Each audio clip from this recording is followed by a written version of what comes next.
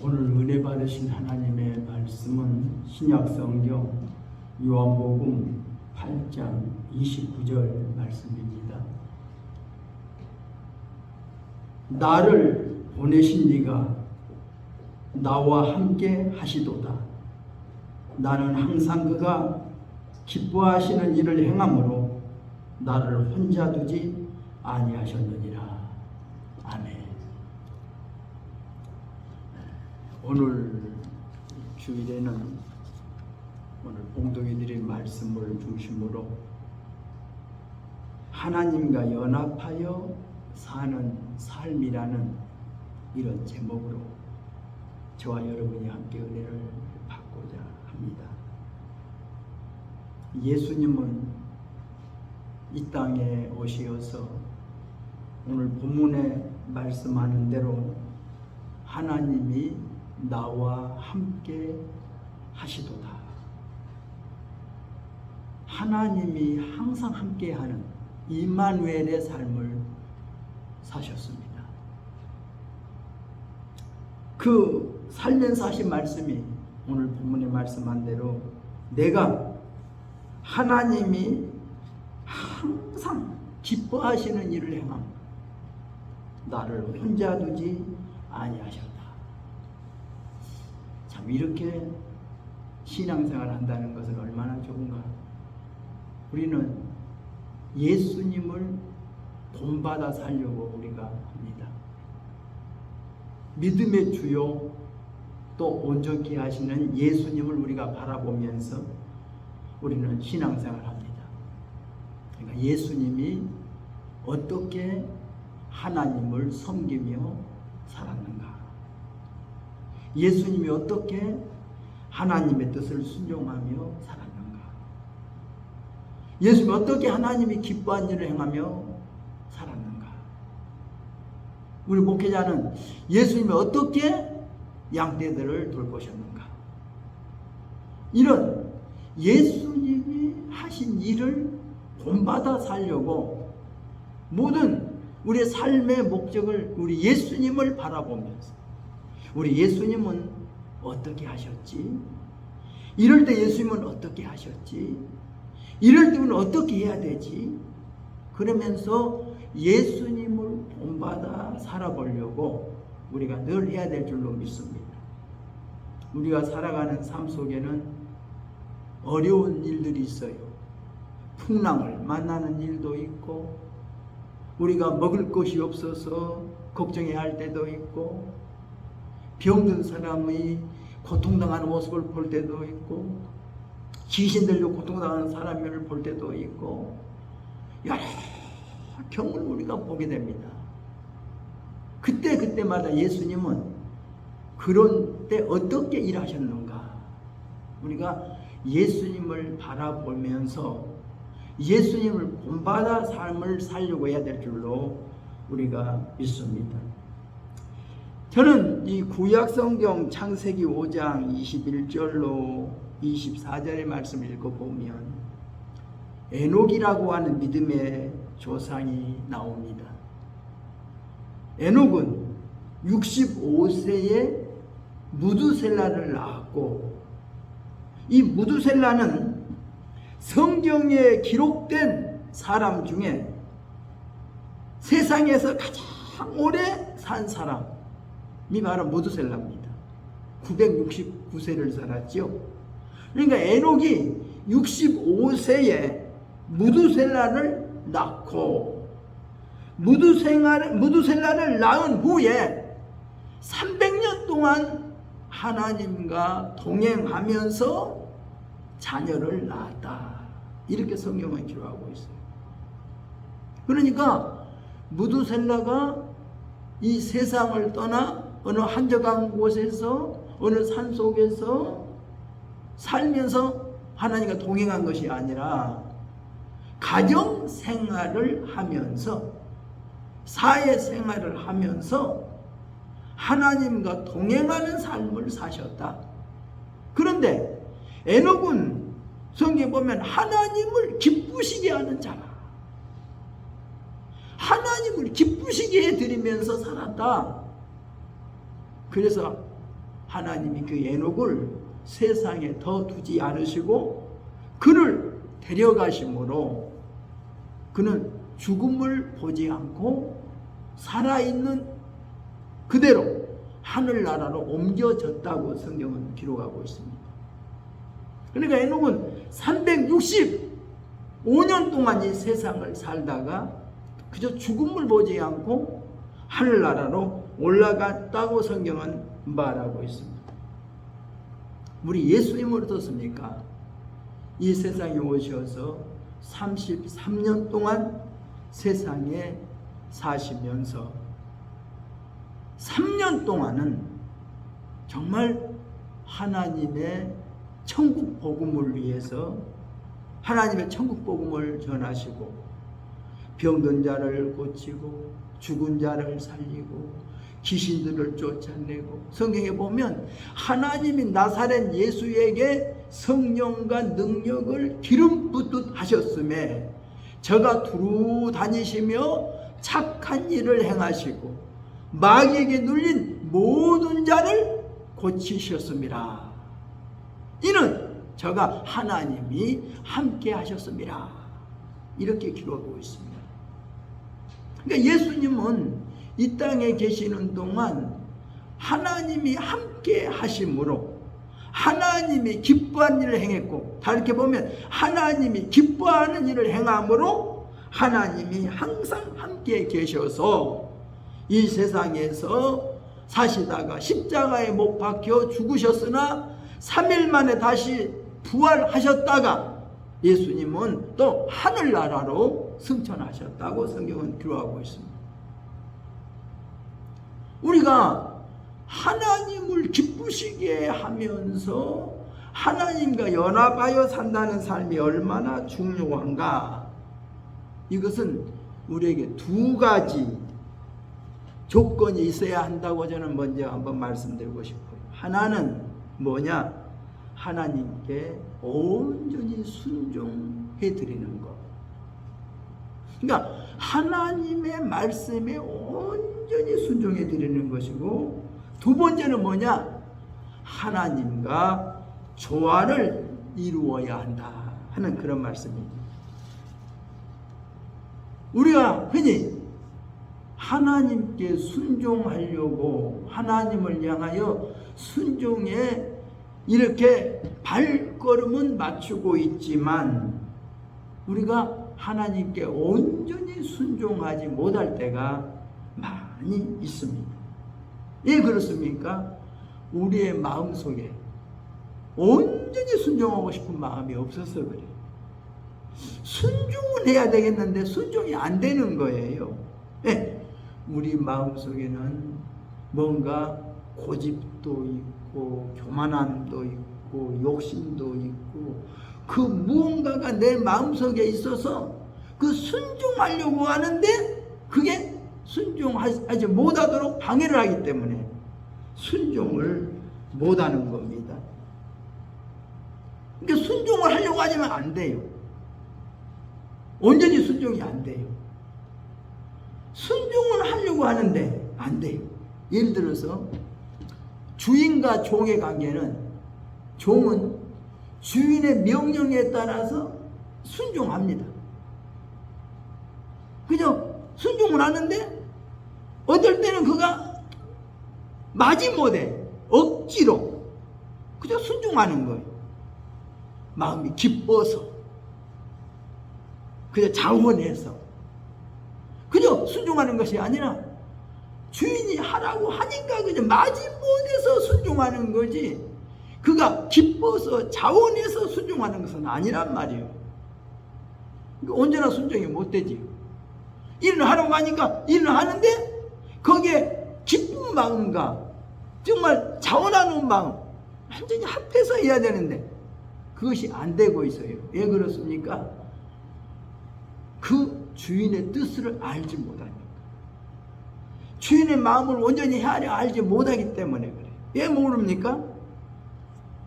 성질이 달라서. 그것이 한마디로 이야기하면 조화가 안 이루어졌다. 이 조화가 뭐냐? 생명의 조화다.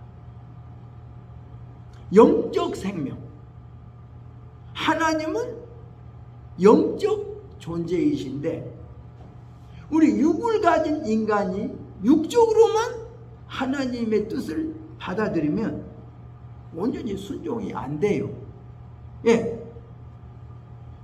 육을 가진 인간은 영적인 하나님의 뜻을 온전히 순종하여 드릴 수가 없어요. 영적인 생각과 육적인 생각은 언제나 대치되니까. 언제나 서로 원수가 되기 때문에. 육신에 가진 우리 인간이 영적인 하나님의 뜻에 순종할 수가 없어요. 그래서 성경은 말해요. 육신의 생각은 하나님과 원수가 되나니. 이는 하나님의 뜻에 복종하지 아니할 뿐 아니라 할 수도 없습니다. 육신에 있는 자들은 하나님을 기쁘시게 할 수 없다고 이렇게 로마서 8장에서는 이렇게 말하고 있어요. 그러니까 성질이 달라요. 뭔가 성질이 같아야 연합이 이루어지는데 성령과 육신은 뭐가 같으냐 하면 기름과 물과 같아요. 물과 기름은요 아무리 조화를 이루려고 해도 함께 조화가 안 돼요. 물 위에 기름은 뜨게 되어 있어요. 물과 기름이 섞어지지가 않아요. 안 돼요. 이와 같이 하나님의 뜻과 영적인 하나님의 뜻과 우리 육을 가진 인간의 뜻은 전혀 하나님과 원수가 된다는 거예요. 성경.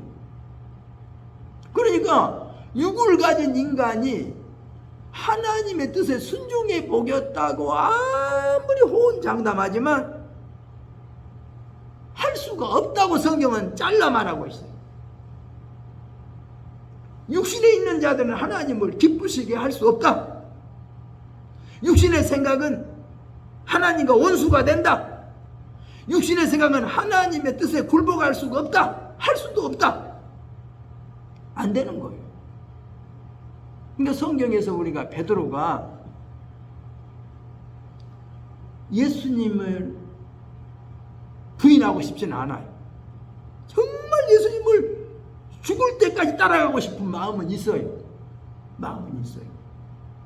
그런데 그런 상황에 놓이면 부인할 수밖에 없는 거예요. 예.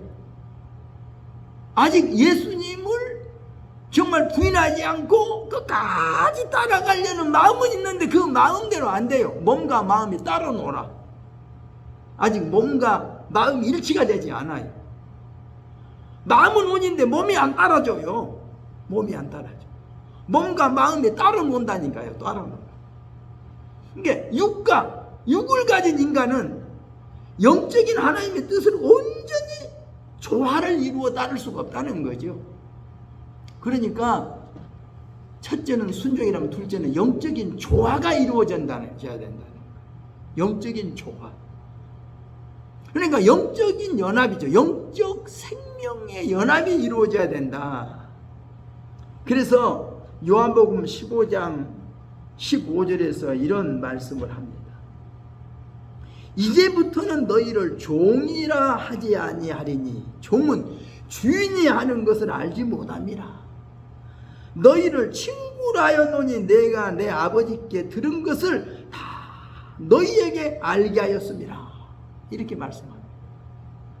예수님이 우리를 친구래요. 그 말씀은 예수님과 생명의 연합을 하면, 영적 생명의 연합을 가지면, 예수님은 생명의 참 포도나무고 우리는 포도나무에 붙은 정말 영적으로 연합된 가지만 되면 예수님이 하나님께로부터 들었던 모든 것을 우리에게 다 알려주겠다는 거예요. 내가 아버지께 들은 것을 다 너에게 알게 해주겠다. 이게 뭡니까? 영적 생명의 조화가 이루어졌다는 거예요. 그러니까 이제 영적인 생명을 우리도 갖다 보니까 영적 생명을 가진 하나님의 뜻을 우리에게 다 성령을 통해서 우리에게 다 알게 해주신다는 그런 말씀이라는 것을 우리가 알아야 됩니다.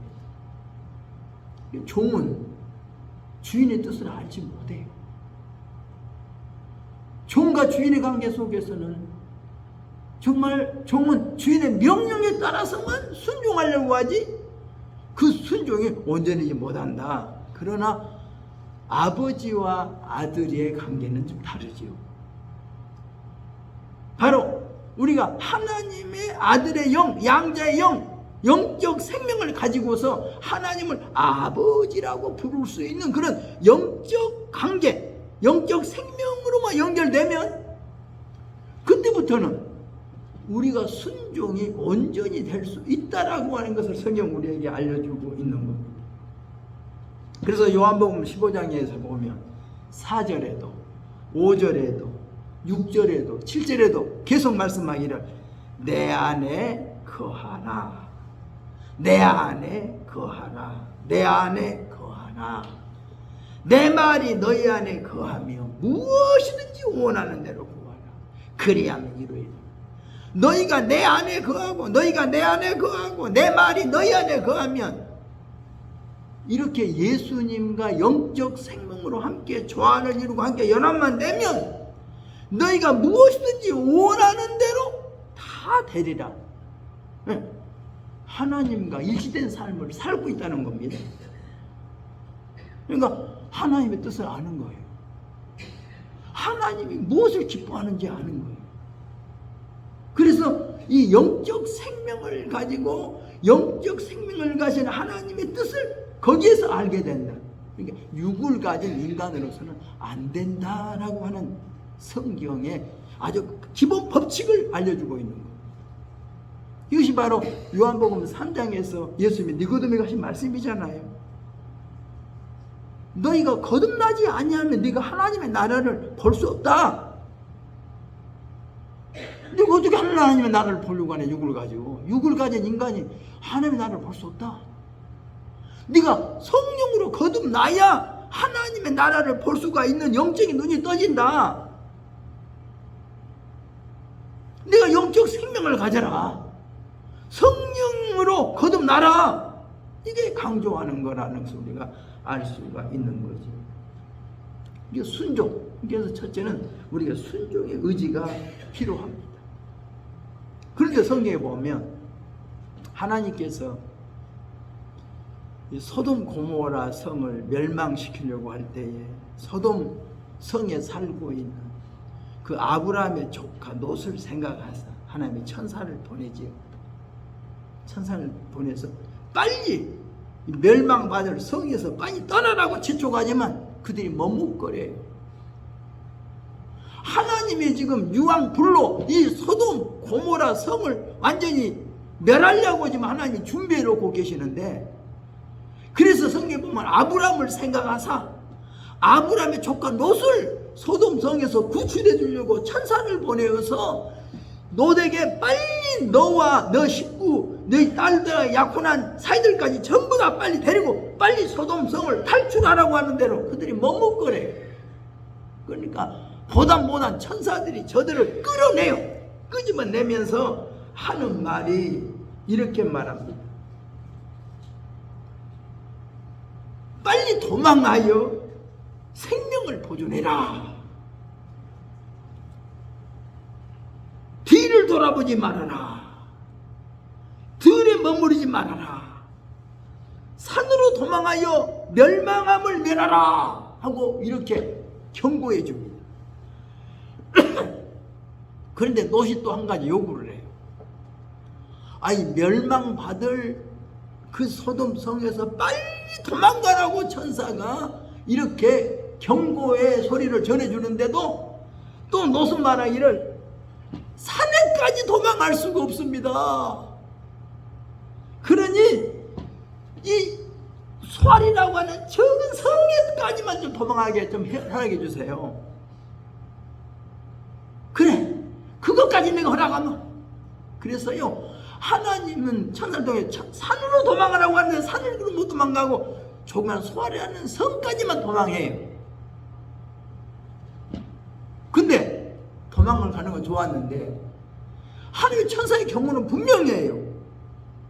도망하여 뒤돌아보지 말아라. 머무르지 말아라.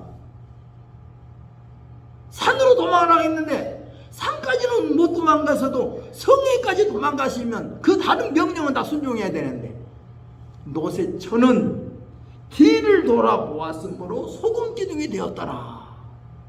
이게 성경이 이렇게 말하고 있어요. 하나님이 소돔 고모라 성을 도망하라고 이렇게 경고의 말씀을 주신 대로 온전히 순종이 안 이루어졌던 노새처는 소금 기둥이 되어서 죽었더라고 성경은 이렇게 기록하고 있어요. 또 성경을 볼까요? 이스라엘 백성들에게 말씀합니다. 애굽을 탈출하라는 것. 애굽을 떠나는 것은 끝난 게 아니죠. 애굽을 떠나서 적과 꿀은 가나안 땅까지 가라는 거예요. 근데 그 안에서 여러 가지 순종에 대한 요구가 많잖아요.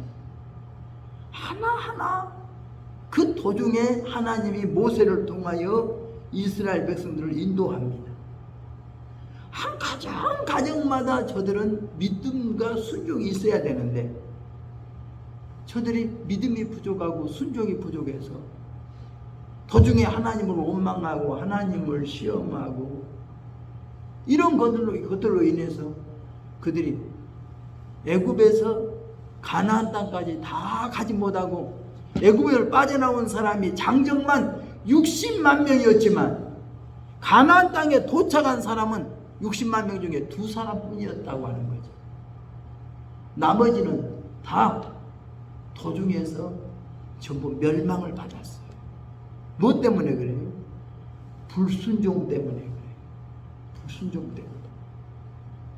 순종이 온전히 이루어졌더라면 저들이 애굽에서 떠나서 적각구는 가나안 땅까지 모두 들어갔을 거예요. 그러나 애굽을 떠나는 것은 순종이었으나 적각구는 가나안 땅까지 도착한 데까지는 온전한 순종이 못 이루어져서 그들이 중간에서 멸망을 받았다는 이야기죠. 그 성경에도 그 예는 많이 있죠. 우리가 사울 왕도 순종하면 되는데 순종이 왜 안 이루어져요? 자기 욕심 때문에 순종이 안 이루어져. 욕심 때문에. 아간도 욕심 때문에 순종이 안 이루어져. 다들 뭔가 이유가 있단 말이에요. 이유가 있어요. 그래서 온전한 순종을 하나님은 요구하신다. 하나님이 말씀하신 것은, 하나님의 뜻은 정말 온전하고 순종만 하면 거기는 반드시 축복이 있습니다. 하나님이 이렇게 해라 하는 것을 하면 돼. 하나님께서 하지 말라 하면 하지 않으면 돼. 근데 하나님이 하라고 하는 것 순종하지. 하나님이 하지 말라고 하는 것도 순종하지 않으면 안 돼. 그리고 그러잖아요. 적극적인 죄와 소극적인 죄가 있다고 그랬죠. 적극적인 죄. 이거 죄인 줄 알면서도 죄를 짓는 거예요. 죄인 줄 알면서, 악한 일 줄 알면서 하는 거예요. 하지 말라고 한 것인데도 하는 거예요. 속정은 뭐예요? 선인 줄 알면서 선한 일인데 행치 않는단 말이에요. 기도해야 되는데 기도 안 해. 성경 읽기 안 읽어. 남을 도와도 안 도와. 어려운 사람 구제 안 해.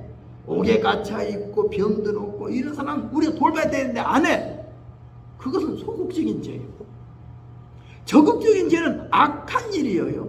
악한 일. 눈으로 악을 즐겨보고, 귀로 그런 악한 소리를 즐겨 듣고, 입으로 악한 말들을 거침없이 내뱉고, 손으로 악한 일을 하고, 발로 악한 것을 향해 가고, 그러면서 하나님의 뜻에 순종하지 않는 거예요. 하나님이 하지 말아라. 하나님이 하지 말아라. 하나님 이렇게 해라. 이렇게 해라. 이런 절대적인 순종이 없기 때문에 안 돼요. 근데 왜 순종이 안 되냐? 그것은 꼭 두 번째가 조화가 필요하다. 영적인 조화. 영적 생명이 있어야 돼. 이제 우리가 육을 가지고는 온전히 순종이 안 이루어지니까 영적 생명이 뒷받침이 되어야 된다는 거예요. 영적 생명. 그러니까 하나님의 순종할 의지와 우리가 영적 생명의 의지가 함께 딱 받침이 돼줘야 우리가 하나님과 영적 생명으로 연합되어져서 하나님이 이렇게 말씀하셨지. 하나님이 이런 뜻이 계셨구나. 하나님이 이렇게 하시려고 하시는구나. 그리고 온전히 순종하는 거예요. 그러니까 하나님이 이스라엘 백성들 애굽에서 구치러 오면서 이 홍해 바닷가에 바로 인도하시는 거나 이런 가정 하나가 뭐예요?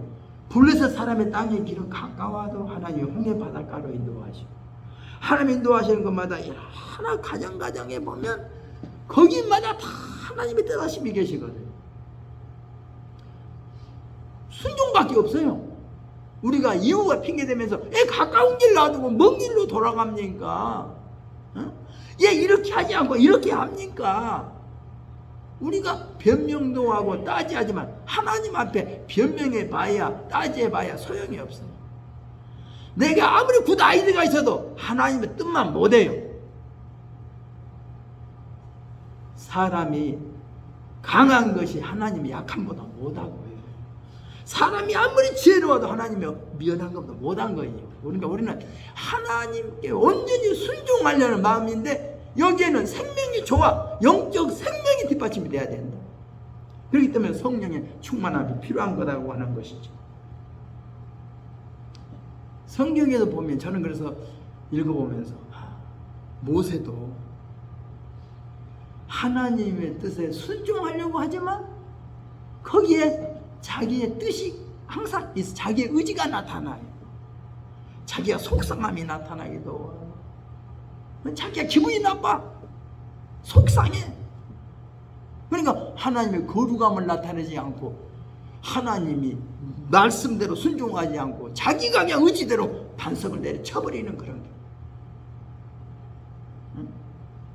이스라엘 백성들이 이렇게 요구하면 그 요구하면 그냥 요구할 때마다 먼저 하나님 앞에 항상 기도해 보고 나서 모세가 하나님으로부터 뜻을 받아서 답을 준 것이 성경에는 있는데 많은데 하나님께 기도하지 않고 결정한 것도 있어요. 모세가 기도하지 않고 그냥 백성들의 말을 듣고 성경 너희들이 정탐하자 하기에 너희 말을 듣고 내가 가나안 땅을 정탐하라고 했다는 그런 말도 나오잖아요. 저는 성경 읽어보면서 그런 말들 기브온 족속들이 그저 하친하자고 하니까 여호수아 하나님께 기도해보지도 않고 그냥 저들과 딱 약속 먼저 딱 해버리는 우리가요 법보다 주먹이 더 가깝다고 하나님의 뜻을 먼저 알아보기도 전에 물어보기도 전에 인간이 요구한 것에 먼저 딱 대답 먼저 해놓고 본단 말이에요. 대답 먼저 해놓고 그렇게 하자고 약속 딱 해놓고 보니 하나님 뜻이 아닌 거예요. 그런 일 얼마나 많아요. 사람이 하자고 하니까 그냥 하자고 결정해놓고. 그래서 그 할렐루야 교회 그 목사님의 말씀이 기억나요. 김상봉 목사님. 우리 교회에서 재직회도 하고 당회도 하고 공동회도 하는데 우리가 교회에서 우리가 결정하는 게 뭐가 있느냐, 하나님의 뜻이 우선이냐, 우리들이 공동체에서 결정하는 것이 우선이냐, 민주주의 법칙이 우선이냐, 하나님의 뜻이 우선이냐. 우리가 아무리 공동회에서 결정이 돼서 만장일치 됐다 해도, 우리가 재직회에서 만장일치 됐다 해도, 당에서 만장일치 됐다 해도 이게 성경 말씀에 입에된다면 이것은 아니지 않느냐. 우리가 그러잖아요. 국회도 아무리 결정해서 법이요 하면 법 앞에서는 무효예요. 법에서 끝나면 그 가결이 무효가 되는 거예요. 법이 아니니까. 네, 성경이 최고의 법이에요. 하나님의 뜻이 최고의 법이에요. 하나님의 뜻보다 인간이 우선할 수는 없는 거예요. 그러니까 우리가 이 생명의 조화가 얼마나 중요한지 몰라요. 그래서 우리는 성령의 충만함이 필요하다고 하는 것입니다. 그래서 우리는 여러 가지 특별한 제안을 할 수가 있어요. 굿아이디어라. 이렇게 하면 좋겠다. 근데 그 말에 우리가 얼른 속아 넘어간단 말이에요. 너무 좋고도 들어보니까 꼭 뱀이 제안처럼 선악과를 다 먹으면 좋겠단 말이에요. 다 먹기만 하면 그냥 금방 멋이 될 것 같단 말이에요. 그런 제안들이 얼마나 많은지 몰라요. 이것을 아무리 좋은 것일지라도, 아무리 달콤한 것일지라도, 아무리 좋게 보이고 아무리 아름다워 보여도 이것이 하나님의 뜻이 아니면 아니야 하고 거절할 줄 아는 용기가 필요한데 우리가 그게 잘 안 된단 말이에요. 네.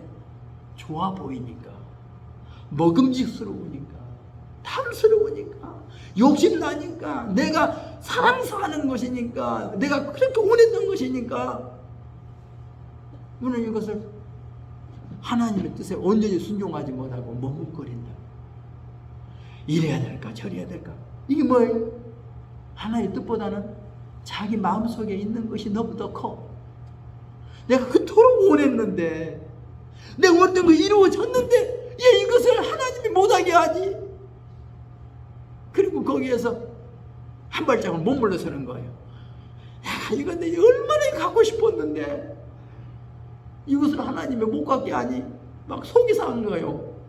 속이 상해. 요나처럼 말이에요. 하나님은 니네로 가서 복음 전하라고 하는데 가기 싫은데 가라고 하니 가려고 옆바에 내려는 갔는데 마침 다시스로 가는 배가 있어. 옳거니 때는 이때다 하고 딱 배삭 주고 올라타버리잖아요. 올라타잖아요. 근데 무서워. 배 밑에 내려가 숨어서 있는데 하나님이 요나보다 언제 다시스로 가라고 그랬어요? 니네로 가라고 그랬지? 인간은 꼭 그런 마음이 있다니까요. 하나님의 뜻에 언제 순종할 마음이 있더라면 때를 기다려야 되는데 올 때까지 니네로 가는 배를 기다려야지. 먼저 왔다고 타면 안 되잖아요. 근데 우리는 다스스로 가는 배를 타고 본다니까요. 그게 우리 인간이다. 성경 우리가 이렇게 알려주고 있습니다. 그래서 우리가 로마서 8장에서 계속 말씀한 거죠. 하나님과 원수가 되는 육신의 생각을 버려라. 너 갈라디아서 5장